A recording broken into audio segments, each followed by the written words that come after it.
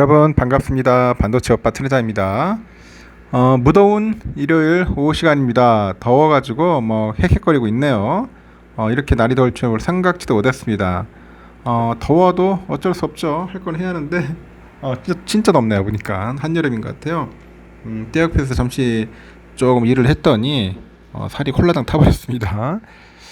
이제서야 또 여러분들에게 또 다가서게 됐어요. 또 좋은 일들이, 좋은 기분 좋은 그런 일들이 좀 가득했으면 좋겠고, 시원한 하루 보내셨으면 좋겠습니다.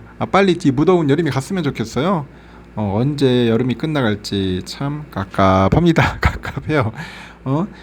주식 투자도 마찬가지로 이 어렵고 지겨운 시간이 빨리 흘러가야 할 텐데, 갈 듯 말 듯 하면서 사람 매간장 태우네요.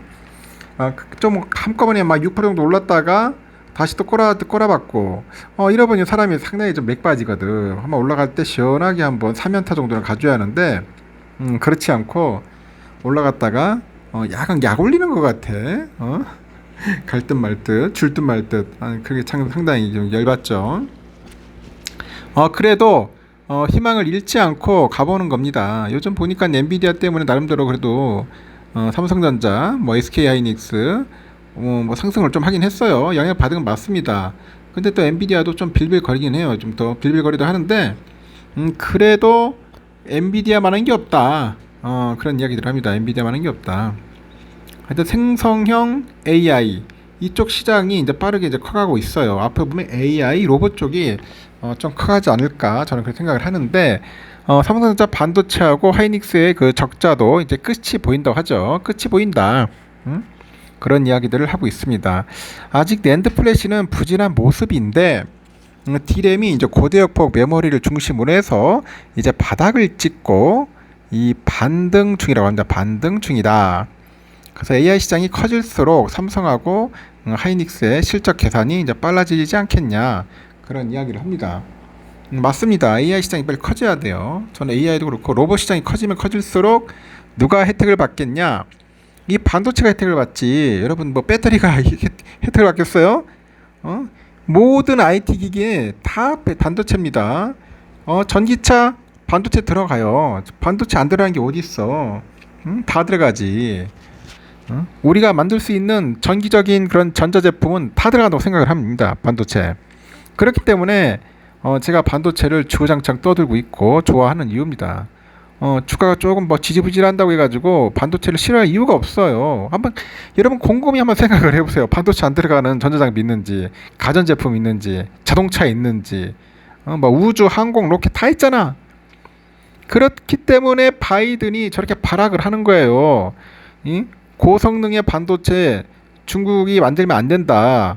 이 군사용으로 쓸까봐 계속 그 중국 제재하는 거 아닙니까? 중국 쪼아내고 화웨이 막 계속 압박하고. 그만큼 반도체가 중요한 거예요. 배터리야 그냥 어느 정도 시간 되면은 다 비슷하게 만들 거예요. LFP맨들이 NCN 계열 다 하는데 결국은 배터리는 가성비로 갈 거예요. 가성비.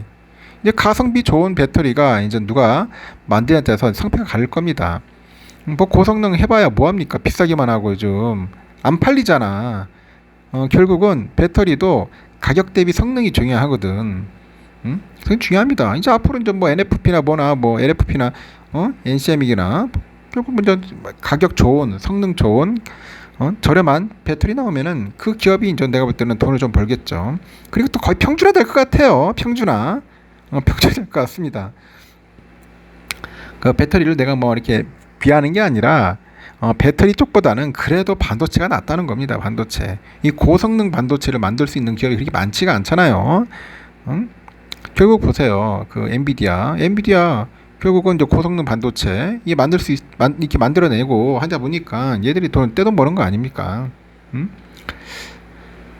하여튼 이제 2분기에는 이제 전 세계 반도체 시장 규모가 이제 커질 겁니다. 3.8% 성장해서 한 1,243억 1,600만 달러 정도 지켜되고, 지난해 1분기부터 이어져 온 그 5개 분기 연속 매출 감소 흐름이 이제 바뀌었고, 특히 D램 시장 규모는 2분기 15% 증가를 했다고 합니다.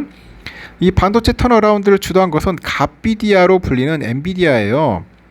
업계 전반의 그 반도체 매출이 전 분기보다 46억 달러 증가를 했다고 합니다. 이 중에 25억 달러가 엔비디아에서 발생을 했대요. 25억 달러가 엔비디아. 그러니 엔비디아 난리잖아.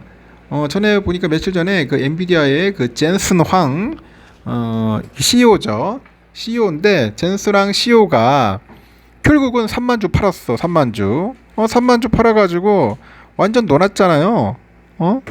이거 몇 배야? 한 200배 되나? 하여튼 엄청나게 돈을 좀 벌었어요. 3만 주 그렇게 작다가 작고 크다면 그럴 수 있는데 내가 볼 때는 그만큼 많이 올랐다는 거예요. 좀 조정 받을 것 같아.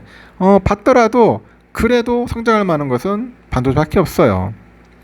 좀 말이 샜는데 하여튼 당분간 생성형 AI 반도체에 대한 수요는 지속될 전망이고 튜더인 TSMC 회장도 최근에 타이페이에서 열린 세미콘 타이안 2023 국제 반도체전에서 생성형 AI로 인해서 세계적인 칩 부족 현상이 빚어지고 있다. 1년 반 뒤에야 수요에 부응할 수 있을 것이다. 그렇게 이제 언급을 합니다.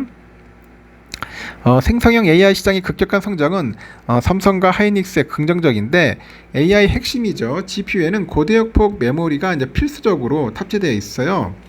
HBM은 D램 여러 개를 수직으로 연결을 해서 데이터 처리 속도를 혁신적으로 끌어올린 제품인데 아직 전체 D램 시장에서 HBM이 차지하는 비중은 10% 수준에 미치지 못하는데 폭발적인 성장을 이어가고 있습니다.